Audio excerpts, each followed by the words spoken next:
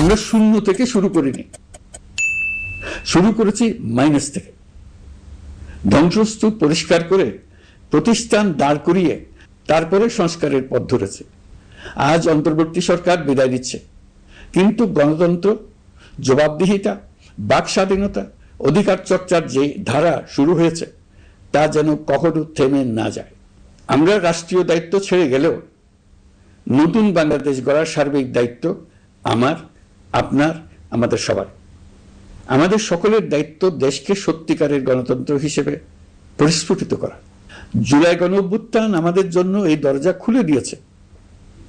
আমরা যদি স্বপ্ন, আকাঙ্ক্ষা ও শক্তিকে বাঁচিয়ে রাখতে পারি, তবে বাংলাদেশের অগ্রযাত্রা কেউ থামাতে পারবে না।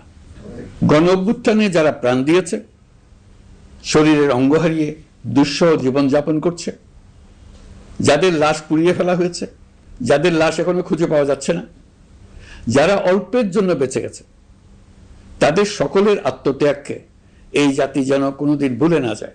প্রতিটি রাষ্ট্রীয় সিদ্ধান্ত গ্রহণে আমরা যেন তাদের ছবি মনে রেখে সিদ্ধান্ত নিই। আমাদের পরবর্তী প্রজন্মকে ক্ষমতাবানদের কিভাবে নিয়ন্ত্রণে রাখতে হয় সেই শিক্ষাটি যেন দিয়ে যেতে পারে।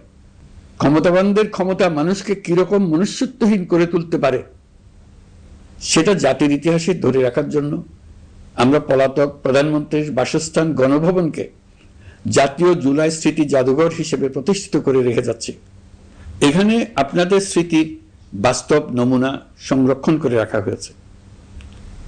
জাদুঘর যখন জনসাধারণের জন্য খুলে দেওয়া হবে, তখন আপনি যেখানেই থাকুন, দেশে থাকুন, বিদেশে থাকুন, আমি অনুরোধ করব আপনি সপরিবারে একবার এসে কিছুক্ষণ জাদুঘরে কাটিয়ে যাবেন। প্রিয় দেশবাসী, আসুন আমরা এমন একটি বাংলাদেশ করি যেখানে সম্ভাবনা সীমাহীন আর স্বপ্নের কোনো সীমানা নেই। গত 18 মাসে ক্রমান্বয়ে এদেশের মানুষের মধ্যে গণতন্ত্র, একটি কল্যাণমূলক শাসন ব্যবস্থা, বাক স্বাধীনতা, ক্ষমতাকে প্রশ্ন করতে পারা, সমালোচনা করতে পারা, জবাবদিহিতায় আনতে পারার যে চর্চা শুরু হলো, উৎসবমুখর পরিবেশে নির্বাচন আয়োজন করে জনগণের অধিকার নিশ্চিত হলো, এই ধারা যেন কোনো রকমেই হাতছাড়া হয়ে না যায়। আমি বিশ্বাস করি বাংলাদেশের আপামর জনসাধারণ এবং সকল রাজনৈতিক পক্ষ ইস্পাত কঠিন ঐক্যের মাধ্যমে এই ধারাকে আগামী দিনগুলোকে রক্ষা করবে, সমৃদ্ধ করবে। অধিকারের বিষয়ে, দেশের স্বাধীনতা, সার্বভৌমত্বের বিষয়ে পরবর্তী প্রজন্মের জন্য একটি সুন্দর বাংলাদেশ গড়ে তোলার প্রত্যয়ে দৃঢ় থাকতে হবে।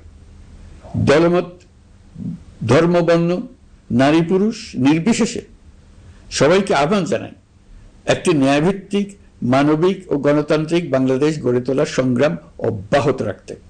এই আহ্বান জানিয়েই আমি অত্যন্ত আশাবাদের সঙ্গে আজ আপনাদের কাছ থেকে বিদায় নিচ্ছি।